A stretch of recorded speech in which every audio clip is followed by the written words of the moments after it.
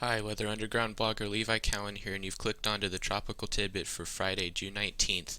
The main feature this morning is Tropical Depression 1 in the eastern Pacific moving northeast towards a landfall in Sinaloa, Mexico within the next 12 to 24 hours. The low-level circulation is actually back here in the southern edge of the convection as wind shear has been strongly affecting this system from the south on the eastern side of this trough here over the Gulf of California. And the NHC continues to forecast this to be named before landfall, but I'm not buying that solution as the system has been steadily weakening since yesterday, being impinged by dry air to the west and the wind shear. The main issue with this system will be rainfall, with 1 to 3 inch amounts expected in this area, with isolated amounts of 4 to 6 inches.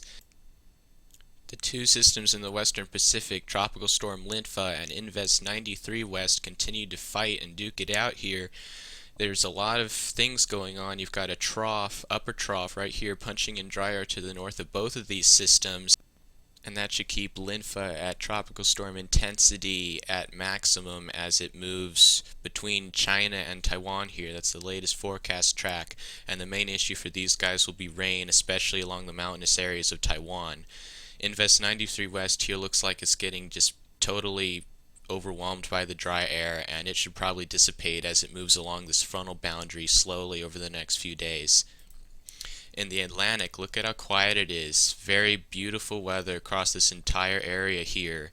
You can see the moisture starting to creep northward into the Caribbean and the southern Gulf of Mexico, but we won't have to worry about that for at least another week. You can see the little low that was along the frontal boundary yesterday still hasn't tightened up and will be a non-issue over the next few days. This is the 96-hour GFS. You can see it continues to take a low off the New England coast and drift it down here and get it stuck in this area. Here's 120 hours, 144. You can see the front that gets stuck down in here, stretched out over Florida and the North Gulf Coast, could provide some nice relief to the heat with some rain and cooler weather for you folks down there. This is how the upper pattern gets set up. You've got the upper ridge over Texas here, you've got the trough here, you've got the southwest Atlantic ridge here, and what happens is as these troughs get stretched farther and farther out to the northeast, the tail lags behind, and you start to get a little cutoff low that can develop here as the ridge moves northeast, phases with this one, and splits the whole trough, and this moves out, and this gets left behind right here. And with the unstable air mass along the frontal boundary here in the North Gulf Coast, we'll have to watch for mischief as these trough splits and old frontal boundaries are one of the primary causes of early season storms in June and July. The GFS also tries to get some moisture involved from down here in the Caribbean, but that remains to be seen. The models are still having, for the most part, a hard time dealing with this pattern and evolving it correctly.